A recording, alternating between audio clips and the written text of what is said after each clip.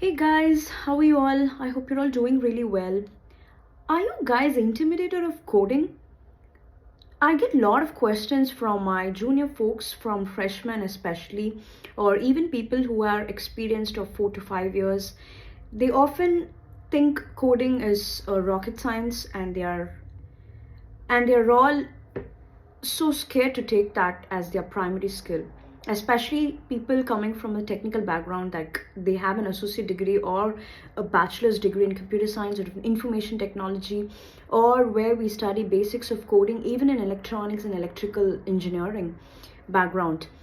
So I often get this question, can I get into a non-coding jobs, roles and responsibilities with high salary?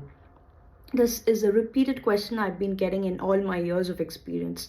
So I wanted to share because I come from a development point of view. So I'm a coder and I love coding. I cannot imagine life without coding. That's what I am. So I really love coding. I love to explore different languages in coding. I have learned a lot of languages in coding, and I come from an electronics communication background.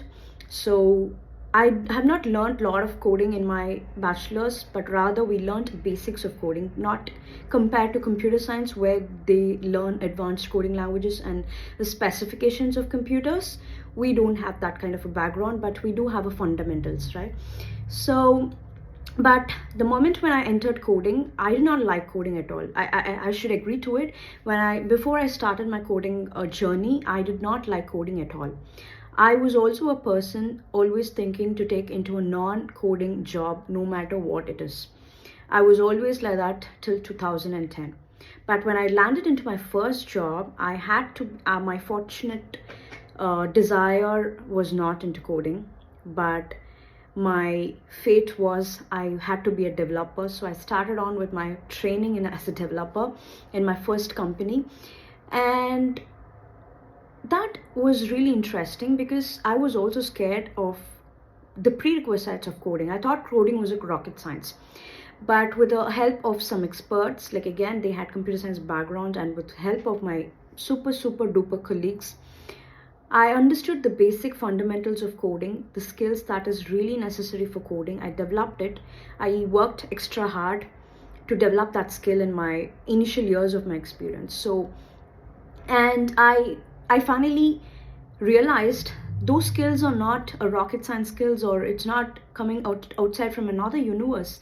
We often think that coding comes from another universe and it really requires extra brain to adapt to it. No, coding is actually developed based on our real-time scenario, right? Our real-time problems are, and the solutions, whatever we do, whatever we take in our real-time life, is all automated in part of coding.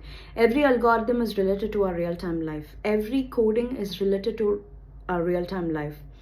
So I could easily relate my life to coding.